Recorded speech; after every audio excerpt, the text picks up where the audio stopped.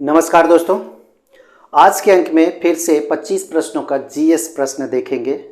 SSC के लिहाज से या फिर किसी भी प्रतियोगिता परीक्षा की तैयारी आप कर रहे हैं उस लिहाज से ये बेहद इम्पोर्टेंट है।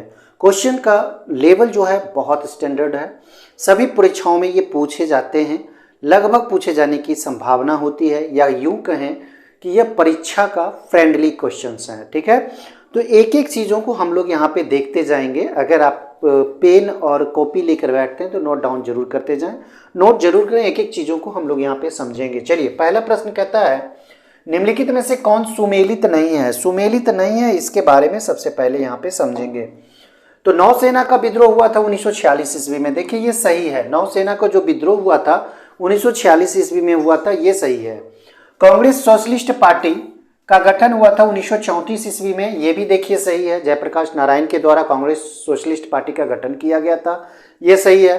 बारदौली सत्याग्रह 1928 ईस्वी में किया गया था, देखिए ये भी सही है। बारदौली सत्याग्रह से एक दो तथ्य को आप नोट करना चाहें तो कर लें।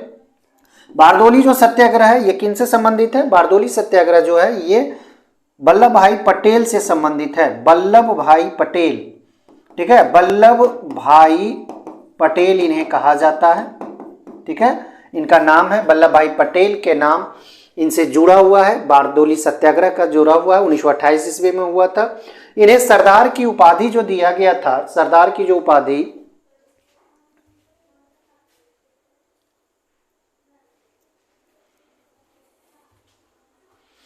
इन्हें सरदार की उपाधि दी गई थी बारदौली महिलाओं के द्वारा। देखिए ये भी इंपॉर्टेंट सवाल है, कभी कभी पूछ लिए जाते हैं। सरदार की जो उपाधि दी गई है, इन्हें सरदार की उपाधि किनके द्वारा दिया गया है? ये बारदौली की महिलाओं के द्वारा दिया गया है। बारदौली की महिलाओं के द्वारा, ठीक है। तो इस तरह से इसको याद रखने हैं। वल्लभ भाई पटेल बारदौली सत्याग्रह से संबंधित है। बारदौली की महिला ने ही इन्हें सरदार की उपाधि दिया था, 1928 ईस्वी की बात है। पूना पैक्ट को अगर हम लोग समझें तो पूना पैक्ट 1931 में नहीं हुआ था, ये गलत है। पूना पैक्ट 1931 में नहीं, बल्कि पूना पैक्ट जो हुआ था 1932 ईस्वी में हुआ था।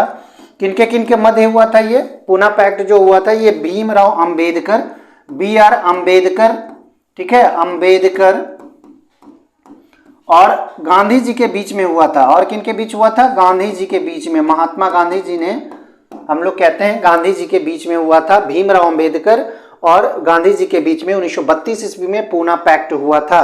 ठीक है, तो ये गलत है, इसका सही जवाब ये हो जाएगा पूना पैक्ट। ठीक है, पूना पैक्ट सुमेलित नहीं है। पूना पैक्ट का अगर सही जाने तो 1932 ईस्वी में हुआ था, 1931 ईस्वी में नहीं हुआ था। एक एक चीजों को आप यहाँ पे नोट डाउन करते जाएं।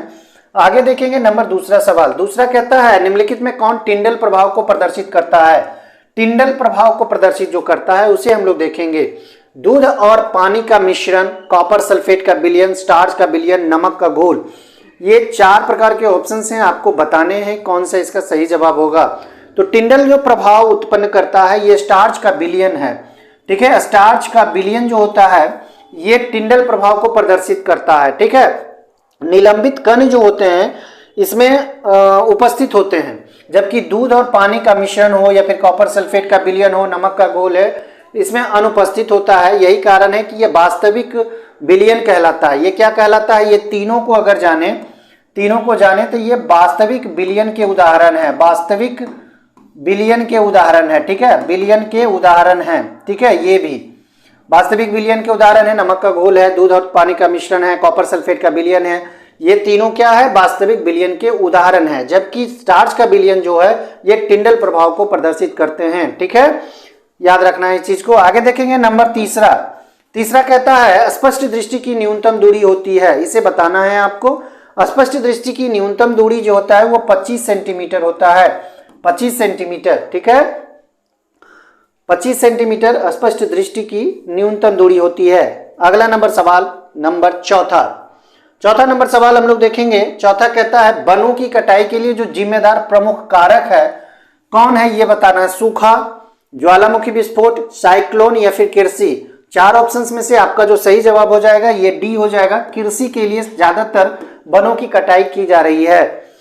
वनों की कटाई का जो प्रमुख कारण है वो कृषि है। इसके पीछे भी रीजन है ये नगरों का विस्तार होता जा रहा है, गांव सिमटते जा रहे हैं, नगर का विस्तार बढ़ता जा रहा है, और खासकर सड़कों का जाल, ये रेलवे का जाल, कारखानों का जाल, ये सब बढ़ते जा रहे हैं, जिसके कारण भी ये वनों की कटाई की जाती है। और वनों की कटाई इसलिए भी प्रमुख है क्योंकि जो नगर विस्तार हो रहे हैं, गाँवों में बढ़ रहे हैं, वो जो कृषि के खेत हैं वो सभी या तो खेत में जा रहे हैं, या तो रेलवे में जा रहे हैं, या फिर कल कारखानों में जा रहे हैं। तो कृषि के लिए जो उन्नत भूमि चाहिए वो वन जंगल से ही मिलता है, और वनों की कटाई करके वहाँ पे कृषि की जाती है। आगे देखेंगे 5वां नंबर सवाल, निम्नलिखित में कौन सा टूर्नामेंट हॉकी से संबंधित है, ये बताना है। तो हॉकी से संबंधित ये 4 ऑप्शन हैं, रंगास्वामी ईरानी है, सुब्रतो कप है, और एक है डेविस कप। तो सबसे ज्यादा पूछा जाने वाला प्रश्न डेविस कप है, जो कि टेनिस से संबंधित है, जो कि टेनिस से संबंधित है। ये बहुत बार ये एग्जाम फ्रेंडली क्वेश्चंस है, ये बार बार पूछे जाते हैं, इसलिए इस पर ज्यादा ध्यान दें। डेविस कप टेनिस से संबंधित खेल है, जबकि रंगास्वामी जो प्रतियोगिता है, टूर्नामेंट, ये हॉकी से संबंधित है। ठीक है, 1928 ईस्वी में इसकी शुरुआत मानी जाती है। 1928 ईस्वी में रंगास्वामी कप, ये प्रांतीय ये टूर्नामेंट है। ईरानी कप ये क्रिकेट से संबंधित है, ये क्रिकेट से संबंधित है। ठीक है, क्रिकेट से,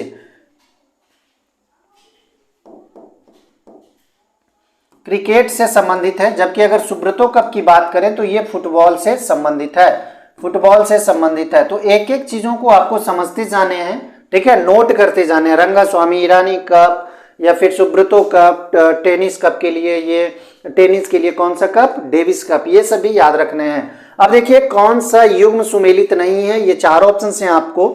देखिए इस तरह के अगर क्वेश्चन ज्यादा पूछे जाते हैं और ज्यादा पूछे जाने की संभावना बढ़ रही है, क्योंकि जो क्वेश्चन का लेवल होता है भले हल्का हो, लेकिन होता क्या है कि क्वेश्चंस हल्का पूछ के इस तरह से पूछ दिए जाते हैं ताकि आपको ज़्यादा दिमाग लगे। अब देखिए इसमें एक क्वेश्चंस गिनती होगा, एक क्वेश्चंस। अब इसको याद करने के लिए आपको 4 भिन्न भिन्न जीकों को या जीएस को याद रखना होगा, तभी आप इस तरह के एक क्वेश्चंस को सोल्व कर पाएंगे। जैसे servants of India society Gopal Krishna Gokhale के द्वारा 1905 ईस्वी में इसकी स्थापना की गई थी। चलिए ये तो आपका सही है, servants of India society Gopal Krishna Gokhale 1905 ईस्वी। ये बहुत इंपॉर्टेंट सवाल है, बार बार परीक्षाओं में पूछे जाते हैं। अब रामकृष्ण मठ की अगर चर्चा करें तो रामकृष्ण मठ स्वामी विवेकानंद ने इसकी स्थापना की थी। 1887 ईस्वी में नहीं बल्कि 1897 ईस्वी में इसकी स्थापना की गई थी। 1897 ईस्वी में इसकी स्थापना की गई थी रामकृष्ण मठ का स्वामी विवेकानंद के द्वारा। ठीक है, गदर पार्टी की स्थापना जो हुई है ये लाला हरदयाल और परमानंद काशीराम के द्वारा 1913 ईस्वी में। गदर पार्टी कहाँ स्थापित की गई थी, ये सैन फ्रांसिस्को में स्थापित की गई थी। आप इसे भी याद रखें, सैन फ्रांसिस्को। कभी कभी सैन फ्रांसिस्को नहीं देके अमेरिका दे दिया जाता है, ठीक है, यूएसए दे दिया जाता है, इस तरह से क्वेश्चन पूछ दिए जाते हैं। तो सैन फ्रांसिस्को इसका सही जवाब हो जाएगा। पुनः सार्वजनिक सभा की स्थापना फिरोज शाह मेहता नहीं किया था, 1867 में यह नहीं हुआ था, तो सुमेलित नहीं होगा, तो यही आपका सही जवाब हो जाएगा, ये वाला। पुनः सार्वजनिक सभा, इसकी स्थापना 1870 ईस्वी में की गई थी। 1870 ईस्वी में की गई थी, किनके द्वारा की गई थी, महादेव गोविंद रानाडे, महादेव गोविंद रानाडे के द्वारा। ठीक है, इसकी स्थापना की गई थी महादेव गोविंद रानाडे के द्वारा 1870 ईस्वी में। ये पुनः सार्वजनिक सभा की स्थापना की गई थी, तो ये आपका सही जवाब हो जाएगा, पुनः सार्वजनिक सभा। ठीक है, चलिए आगे 7वां नंबर सवाल देखेंगे। 7वां क्या कहता है, कार्यपालिका से न्यायपालिका का पृथक्करण का निर्देश संविधान के किस अनुच्छेद में दिया गया है। सबसे पहले तो आप जानें कि कार्यपालिका से न्यायपालिका का जो पृथक्करण किया गया है ये कहाँ दिया गया है, ये भाग 4 में वर्णित है। भाग 4 में वर्णित है, राज्य के नीति निर्देशक तत्व में है, राज्य के नीति निर्देशक तत्व, राज्य के नीति निर्देशक तत्व में इसका वर्णन किया गया है, भाग 4 में वर्णन किया गया है। और ये 50-50 इसको अगर आप रखें, बांटा जो गया है, पृथक्करण जो किया गया है अनुच्छेद 50 में रखा गया है, तो आप इसे 50-50 के दृश्य से भी देखें तो आप इसको याद रख पाएंगे।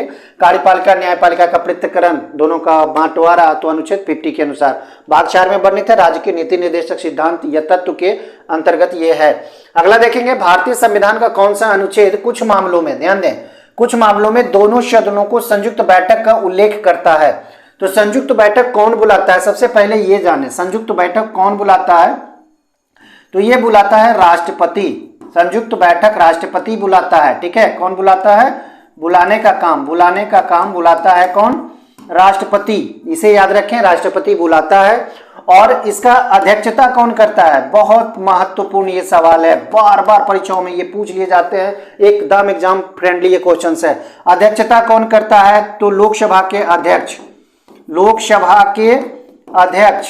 देखिए यहाँ पे 2-3 चीजें जो है आपको ज्यादा याद रखने हैं। कैसे, क्या, सबसे पहले तो आप जान लें कि संयुक्त बैठक की, संयुक्त अधिवेशन की जो बैठक होती है, बुलाता कौन है, तो राष्ट्रपति बुलाता है।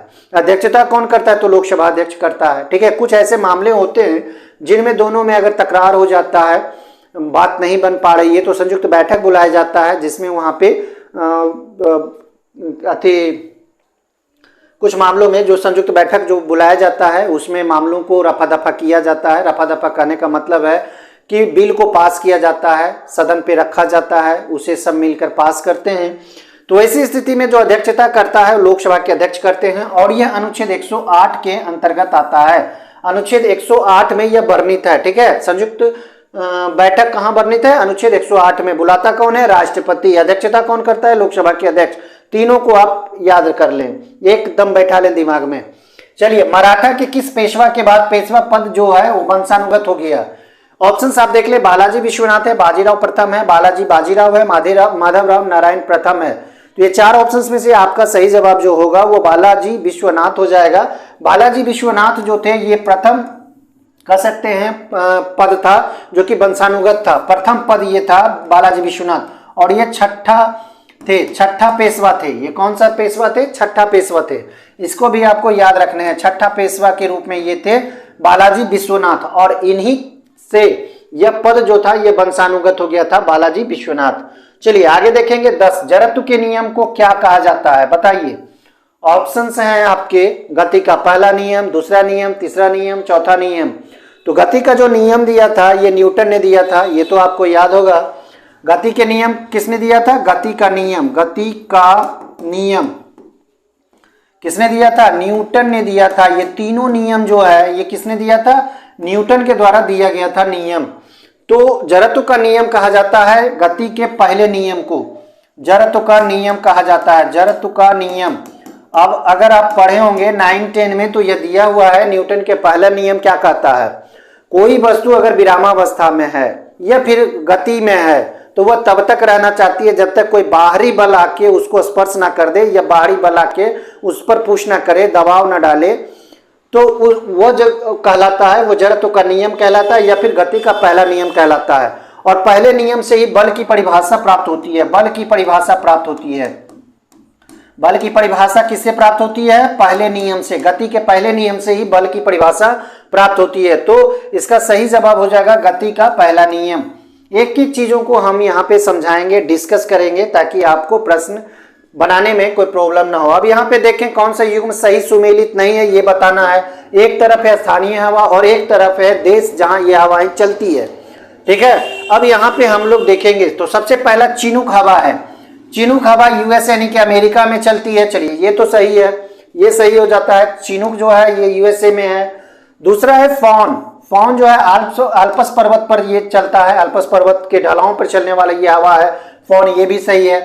सिरोको कनाडा, नहीं ये गलत है, सिरोको कनाडा में नहीं, बल्कि सिरोको जो है भूमध्य सागरीय हवा है। भूमध्य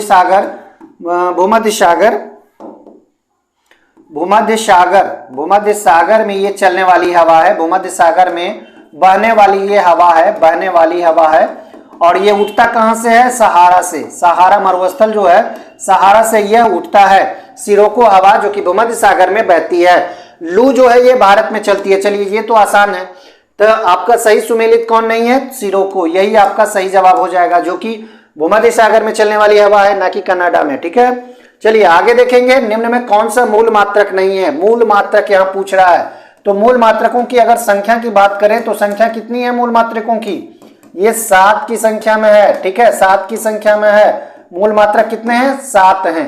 कौन कौन, 1 मीटर तो है, चलिए 1 मीटर है, सेकेंड है, एम्पियर है, ओम नहीं है। ओम इसका सही जवाब हो जाएगा ओम जो है ये प्रतिरोध का मात्रक होता है, प्रतिरोध का मात्रक होता है ओम, और ओम जो है मूल मात्रक नहीं होता। तो 3 तो आप यहां पे देख लिए, मीटर सेकेंड एम्पियर।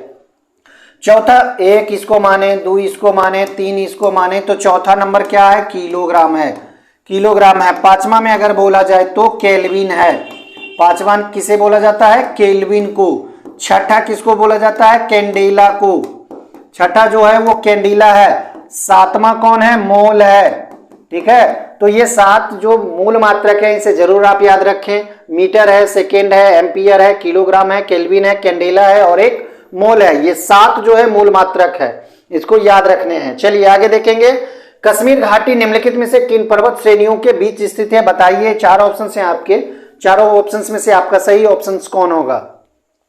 इसका सही जवाब हो जाएगा पीर पंजाल और बृहद हिमालय के मध्य यह स्थित है कश्मीर घाटी। ठीक है, पीर पंजाल और बृहद हिमालय, जिसे बृहद हिमालय भी कहते हैं।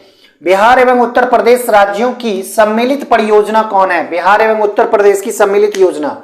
अब एक एक करके यहां पे देख लें। दामोदर घाटी परियोजना जो है ये झारखंड और बंगाल की परियोजनाएं हैं, पश्चिम बंगाल की ये परियोजनाएं हैं, दामोदर घाटी परियोजनाएं। ठीक है, गंडक परियोजना इसका सही जवाब हो जाएगा, क्योंकि गंडक परियोजना जो है बिहार और उत्तर प्रदेश का सम्मिलित परियोजना है। ब्यास परियोजना की अगर हम लोग बात कर लें तो ये हरियाणा, पंजाब, ठीक है, पंजाब और राजस्थान की संयुक्त परियोजना है।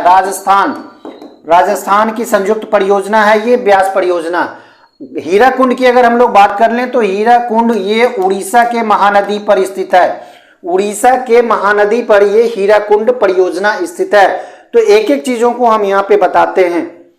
दोस्त अभी तक देख लिए और आगे भी देखना है, ये चैनल को सब्सक्राइब कर लें, चैनल को सब्सक्राइब करके नोटिफिकेशन को ऑन कर लें। और हाँ दोस्तों, मिशन जॉब चैनल ये था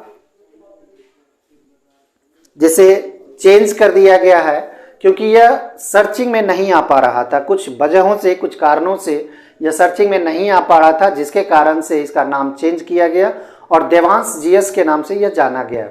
देवांश जीएस के नाम से ही यह जाना जाएगा और इसे भरपूर प्यार दें और जितना हो सके शेयर जरूर करें, ताकि और भी मेहनत करें और ज़्यादा से ज़्यादा वीडियो हम आपके लिए लाएं।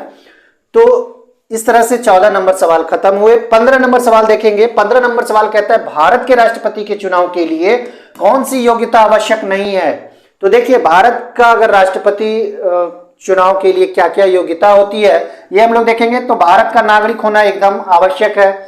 35 वर्ष से अधिक आयु होना चाहिए, चलिए ये भी सही है। लोकसभा का सदस्य होना चाहिए, ये गलत है। लोकसभा का सदस्य ये योग्यता में नहीं है। कोई लाभकारी पद का अधिकारी ना हो, चलिए ये सही है।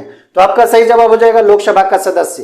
यानी कि भारत के राष्ट्रपति बनने के लिए जो योग्यता होनी चाहिए वो लोकसभा सदस्य होना जरूरी नहीं है, लेकिन ऑप्शंस में ये दिए हुए तो ये गलत हो जाएगा। चलिए आगे।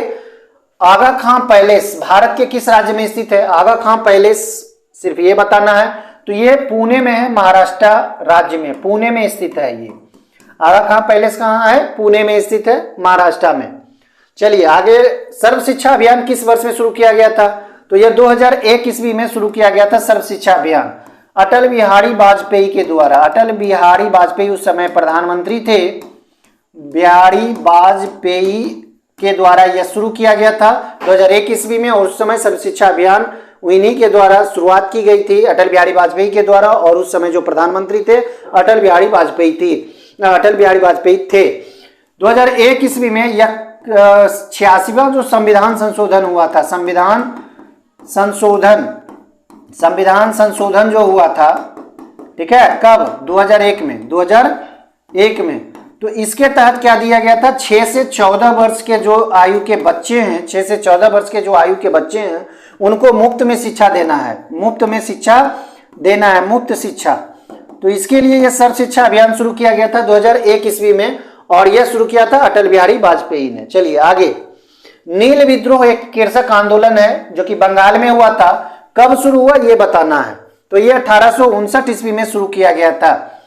चूंकि 1858 ईस्वी में नील विद्रोह हुआ था। नील विद्रोह कहने का मतलब है कि बटाए जो मेन किसान थे, कह सकते हैं कि जो जमींदार थे, वे किसानों पर दबाव डाल रहे थे नील की खेती करने के लिए, और जितने भी किसान थे मना कर रहे थे, और उन्होंने एक साथ विद्रोह किया जिसे नील विद्रोह के नाम से जाना गया, या कृषक आंदोलन था या किसान आंदोलन था, जो कि 1859 ईस्वी में हुआ था।